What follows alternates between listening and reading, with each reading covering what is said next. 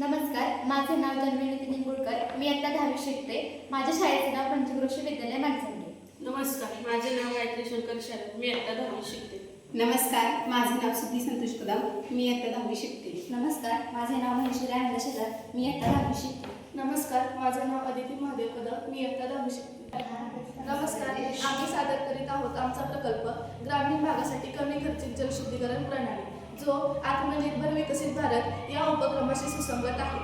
भारत हा जलसमृद्ध देश आहे, पण अजूनही अनेक गावांमध्ये अस्वच्छ पाण्यामुळे दरवर्षी हजारो लोक आजारी पडतात, विशेषतः मुले आणि वयोवृद्ध. आम्ही पाहिले की ग्रामीण भागात पाण्याचे योग्य शुद्धीकरण होत नाही. वीज अभावी इलेक्ट्रिक फिल्टर वापरता येत नाहीत. यामुळे लोक थेट विहिरीचे किंवा टाकीचे पाणी पितात. हीच समस्या आमच्या टीमने स्वतःच्या प्रयत्नाने सोडवायची ठरवली. आम्ही तयार केली आहे 3 स्तरांची जलशुद्धीकरण प्रणाली, जी विजेशिवाय कार्य करते आणि पूर्णपणे स्थानिक साहित्यापासून बनवलेली आहे. पहिला स्तर वाळू व खडी. मोठे दगड, खडी आणि वाळू उपकरण, मोठे कण व माती गाळली जाते. दुसरा स्तर सक्रिय चार्कोल स्तर.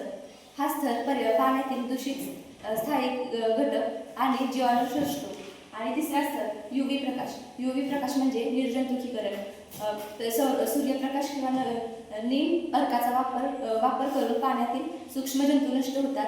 हे यंत्र तयार करण्यासाठी साधारण 150 ते 200 रुपये खर्च होतो आणि देखभाल खर्च हा जवळपास 0 रुपये होतो.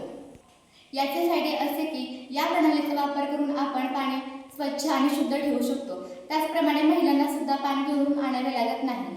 हे पाणी आपण स्वच्छ पाणी वापरू शकतो.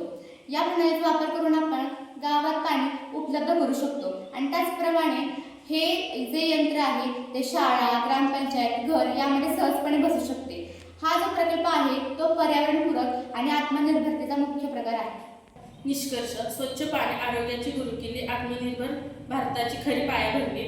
आमचा हा लहानसा प्रयत्न भारताला आरोग्यदायी, स्वच्छ आणि विकसित राष्ट्र बनवण्याच्या दिशेने एक मोठे पाऊल ठरेल. पाणी हे जीवन. धन्यवाद.